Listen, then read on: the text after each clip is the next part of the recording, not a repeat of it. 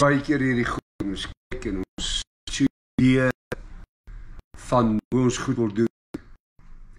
En het moet wees soos wat ons het wil hê. En as dit nie so is nie, dan blameer ons God baie keer. Goeiemôre. Ek groet u op die baie mooi dag. Salomo was 'n man wat geweldige wysheid en insig gehad het. 'n man wat werklik waar God se hart geroer het.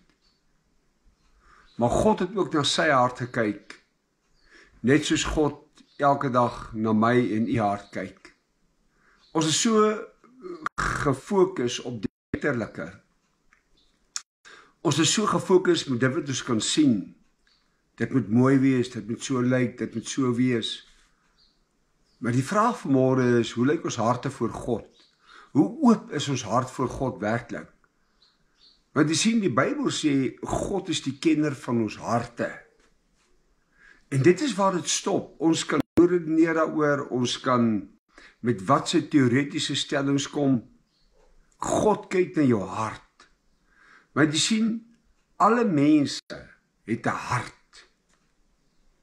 Maar hulle verskil buitekant. Hulle lyk almal anders. Selfs die perfekte tweeling is daar tog iewers 'n verskil, maar dit is ons harte wat God beïndruk. En dis hoekom die vraag is, hoe lyk ons harte? En ek wil vir julle lees in 1 Korintiërs 9. Hy sê daar, en die Here sê vir my, kom na Salomo toe, en hy sê vir hom, ek het jou gebed en jou smeking, het ek gehoor, wat jy voor my aangesig uitgespreek het. Ek het hierdie huis, wat jy gebou het, geheilig, deur my naam daar te vestig tot in ewigheid, en my oë en my hart sal daar altyd wees. Hy sê baie mooi. God sê vir my oë en my hart sal altyd daar wees. En wat jou betref, hier kom dit nou. As jy wandel, hier is 'n voorwaarde, net as jy wandel voor my aangesig soos jou vader Dawid gewandel het, met 'n volkome hart en in opregtheid deur te doen, net soos ek jou beveel het, en my insettinge en verordeninge onderhou, dan sal ek die troon van jou koningskap oor Israel vir ewig bevestig, net soos ek jou vader Dawid beloof het deur te sê, daar sal vir jou nooit 'n man ontbreek op die troon van Israel nie. As julle en julle kinders ooit van my afvallig word en my gebooie, my insettinge en wat ek voorgehou het, nie onderhou nie, maar ander gode gaan dien en voor hulle neerbuig, dan sal ek Israel uit die land uitroei. En ek kan dit self verder gaan lees. Die beginsel van môre hier is, God ken ons harte. Hy ken ons beter as wat ons onsself ken. Hy ken ons tekortkominge, hy ken alles. Nou, luister baie mooi, hy praat van Dawid. Hy sê, as jy soos jou vader Dawid met 'n volkome hart voor my wandel. Dawid het baie foute gemaak. En Dawid het baie foute gehad.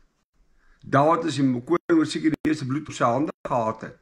Tog kom God na hom toe en sê vir Salomo, as jy soos jou vader Dawid met 'n volkome hart, waar verwys hy? Hy verwys na Dawid se hart. Ek wil vanmôre vir julle sê, ons kyk en ons is gebaseer op die uiterlike, maar Dawid het geweet hoe om sy hart voor God oop en skoon te hou.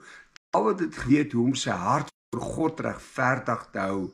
En vanmôre gaan dit daaroor, ons harte voor God, hoe lyk dit? Want dit is waarna God kyk. As ons besittings God so beïndruk het, en alles wat ons gehad het, en alles hoe ons kyk na die wêreld, en hoe ons deesdae kyk na die Bybel, en hoe ons die platform van die Bybel bou, op wêreldse normes en standaarde, waar pas God dan in? Wanneer God sê, ek kyk na julle harte. As jy soos jou vader Dawid met 'n volkome hart, wat sê hy? Hy sê, ek veroordeel nie jou vader nie. Hy sê, maar jou Vader het een ding verstaan, en dit is om sy hart volkome vir my te gee. Hoe lyk jou hart vanmôre? Om jou hart voor God te bring, om jou hart voor God oop te hou, om jou hart volkome vir God te gee. En kyk wat doen hy vir jou.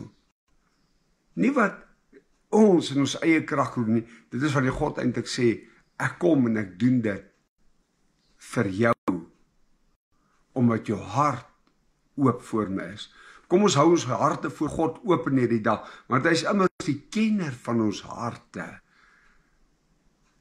Mag jou hart so wees, dat jy glimlag in het, dat jy hierdie dag kan ingaan en sê, Here, U is die koning van my hart. Die Here seën U, 'n baie mooi dag vir U, gaan in sy vrede, en onthou, dit gaan alles oor jou hart.